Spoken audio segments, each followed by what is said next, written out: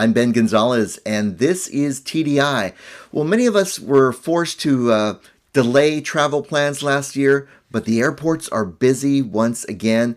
And one thing the pandemic has taught us is that we may need to rethink how we protect those travel plans going forward with products like travel insurance.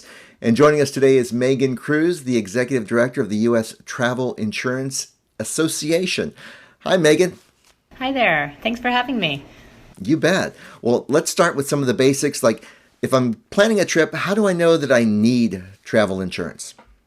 Yeah, so in considering purchasing travel insurance, travelers might want to consider the potential out-of-pocket expenses they would have to otherwise cover in the event that something occurs.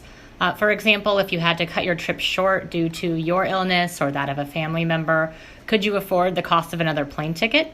If you had to be medically evacuated or pay medical bills out of pocket, could you afford those costs? Or if your flight is delayed and you have to book a hotel room for a night, or your luggage is lost and you need to replace essentials, are those costs that you could cover out of pocket?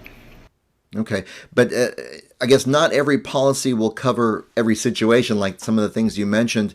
What are the most common types of policies that consumers may encounter? Most of the travel protection products purchased are called comprehensive plans, or you might see the term trip cancellation or interruption packages. And these plans are going to include both insurance coverage and non-insurance services. So the insurance coverages can reimburse prepaid, non-reimbursable expenses like a flight, a cruise, a hotel deposit, if a trip is canceled or interrupted for a covered reason, as well as some of those other unexpected expenses like replacing items in lost luggage, an unexpected early flight home, an emergency medical bill. And then that travel protection plan can also provide access to a number of other non-insurance services, which are technically not insurance. It can provide 24-hour assistance line. It can help a traveler coordinate medical care, contact family back home if something happens, provide translation assistance, even provide security alerts and legal assistance. Another option for coverage that I'd mention is called cancel for any reason coverage, or CFAR. And that allows you to cancel for any reason or for no reason. It's typically a little more expensive, and it typically reimburses less than 100%, so more like 50 to 75%. And it generally requires that you purchase your plan within a shorter window of time after booking your trip. I guess generally the expense of your trip is kind of what guides a lot of people. The larger or more extravagant the trip, the more you might want to protect that. I think that's a fair way to look at it, yeah. Definitely. And what you were describing is also kind of like a combination of different products that are kind of tied together in a package, which I guess is what a lot of people would really want to have if they were looking for travel coverage. But traditionally, a lot of products that we've seen have excluded things like pandemics, like we saw. Has the market adapted with COVID? Are there policies out there that will now cover you if your plans change because of something like a viral outbreak? You know, with respect to exclusions, while we're not aware of any policies other than those with cancel for any reason coverage that would provide coverage for fear of traveling due to COVID, most policies do have a distinct section where most, if not all, of their exclusions are listed. And we always suggest that you look at the policy and the terms and conditions to understand how the coverage may apply to your own situation. Yep, that's the same advice we give to people about all kinds of insurances. You got to know what you're purchasing. Exactly. And, I'd also say travel insurance protects travelers from unexpected events. And those events trigger covered reasons for cancellation. Not all policies specifically exclude a pandemic, but the pandemic by itself is typically not a covered reason for the cancellation. So a covered reason could be, among other things, something like a quarantine, sickness, injury, loss of a job, being required to work, bad weather, or even a government-mandated shutdown of an airport. So policies provide coverage when an unforeseen covered event prevents or interrupts travel. So maybe a symptom of that pandemic that maybe shuts down travel to an area would trigger that covered condition. Well, another common exclusion that we've seen in the past is that sometimes travel insurance will exclude pre-existing health conditions. So if somebody has a chronic health issue, what should they be looking for as far as text in that travel policy? Yeah, you'll want to check with your insurance provider when purchasing because many plans do offer a chance to waive the pre-existing condition exclusion, and that is very often associated with early purchasing, so meaning close to when you book your trip to also purchase that protection plan.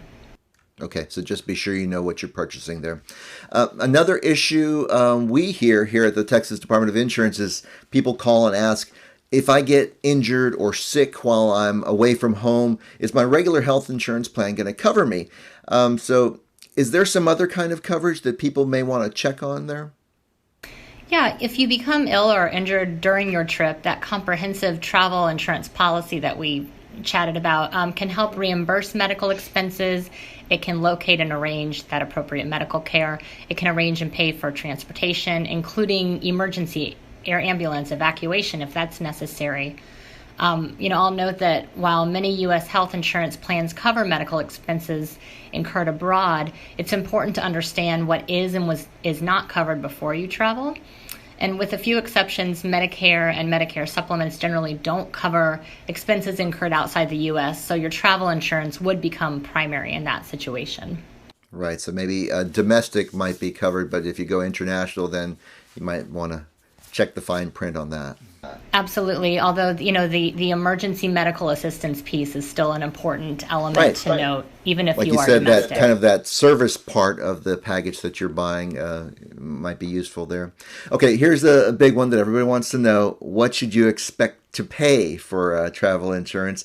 Is there some rule of thumb or policy formula that we can use? Sure. Travel insurance typically costs between 5 and 10% of your total trip cost. If you add the flexibility that a cancel for any reason coverage provides, that option may cost 40 to 70% more than a traditional plan, depending on the level of reimbursement you're looking for. Yeah, and I think, to be honest with you, I think I bought travel insurance for the first time this year because everything was so different than what I remembered in the past. So I can see people looking into it more these days. Mm-hmm. Yeah, absolutely. If you don't buy travel insurance, though, there's still some coverage that might be available to you, depending on things you already own, like your homeowner's insurance or renters might cover a lost piece of luggage or maybe something that's stolen from a bag. But are there other things to recover losses from travel that consumers might not think about? Yeah, other than what you mentioned, something else I'd suggest that a traveler do is to contact your travel suppliers, so your hotel and your airline, before you cancel your trip. They may allow you to change your trip without penalty, which is trending as a result of the impact on travel due to COVID. Most major airlines are currently waiving change fees for events like hurricanes, and many cruise lines are offering refunds and future cruise credits. So the advice would be, prior to filing your travel insurance claim, check with your travel suppliers to determine if any penalties or fees could be waived. And if you're able to change the dates of your trip, your travel insurance provider may also be able to change the dates of your policy to coincide with your new dates of travel. So then you don't end up needing to have to invest in a new policy as well. Right, just to shift it over a little bit.